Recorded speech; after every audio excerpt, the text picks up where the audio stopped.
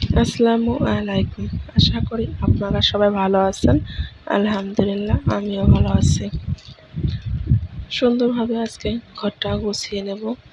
আমার ঘরের যা অবস্থা দেখতেই পারছেন।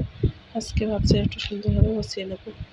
এই ঘরটা সেভাবে গোছানো হয়নি নতুন বাসায় আসার পর, কেননা আপনারা যারা আমার আগে থেকে ভিডিও দেখেন তারা অবশ্যই জানেন এই বিছানার যে জাজিম সেটা কিন্তু ছিল না।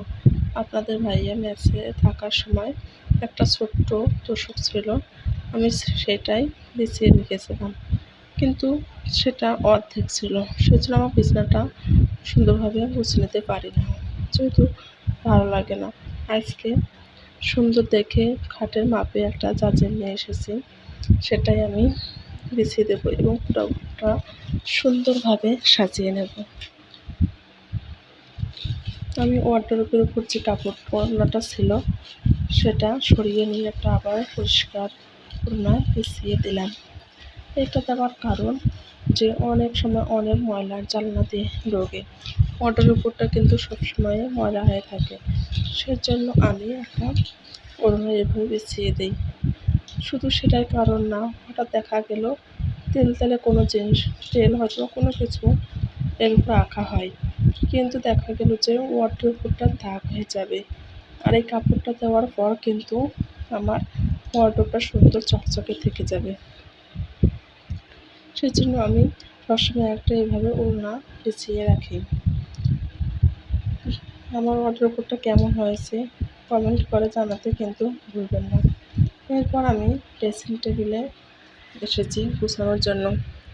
ড্রেসিং টেবিলের উপরে আমি একটা ক্যালেন্ডারের পাতা সুন্দরভাবে সেট করে দিয়েছি, কেননা এই উপরটা কিন্তু প্রচণ্ড ময়লা, তেল অনেক কিছু পড়ে।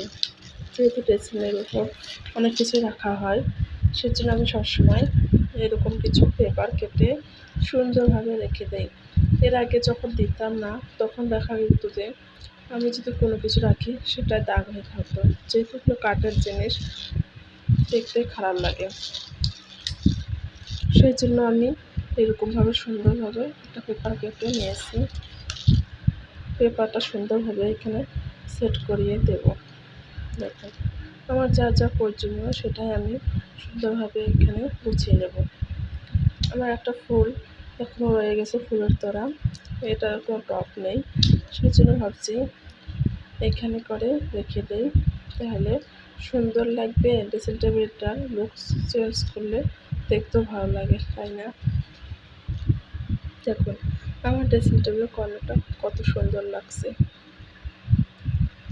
যে আপনারা সাইডে লক্ষ্য করবেন হয়তো একটা ব্যাগের ভিতর কিছু যেন রাখা আছে। হ্যাঁ, আপনারা ঠিকই ধরেছেন, এটা হলো আমাদের ল্যাপটপ। যে ল্যাপটপটা কয়েকদিন আগে আপনাদের ভাইয়ার নিচে আগুন লেগে পড়ে গেছে, নষ্ট তো হয়ে গেছে, কিন্তু এটার মায়া যেন ছাড়াই যাচ্ছে না। কেননা কোনো কিছু যদি কষ্ট করে কেনা হয় সেটার মূল্য কিন্তু অনেক বেশি আমার কাছে মনে হয়। নষ্ট হয়ে গেছে, কিন্তু এটা যে ফেলাই দেবো সেটা দিতে পারছি না। এদিকে খাটে তো জাজিম দেবো, কিন্তু খাটের যে বেডের পাতাগুলো অনেক ফাঁক ফাঁক আছে, ভাবছি জাজিম তো ভিতর দিয়ে ঝুলে পড়বে। সেজন্য আমি আপনাদের ভাইয়াকে অফিস থেকে কিছুটা প্যাকেট নিয়ে এসেছিলো। এগুলো হলো যে কাগজের যে বড় বড় কার্টুনগুলো থাকে সেগুলো আমি নিয়ে আসতে বলেছিলাম, সেগুলো নিয়ে এসেছি। আমি সুন্দরভাবে বিছিয়ে দিয়েছি, কিন্তু সেটা ভিডিও শ্যুট করতে ভুলে গেছিলাম, সেজন্য আমি পরে আপনাদেরকে দেখিয়ে দিলাম। জাজিমের উপর আমার একটা পুরাতন কম্বল ছিল, সেটা আমি সুন্দরভাবে একটু সেট করে বসিয়ে দিলাম। এখন আমি সুন্দরভাবে বিছানাটা করে নেব। দেখুন কত কিউট লাগছে না আমার বেডটা। একটা ঘরে যখন বেডটা সুন্দরভাবে পরিষ্কার করা হয়ে যায়, মনে হয় যে ঘরের লুকটাই যেন চেঞ্জ হয়ে গেছে, তাই না?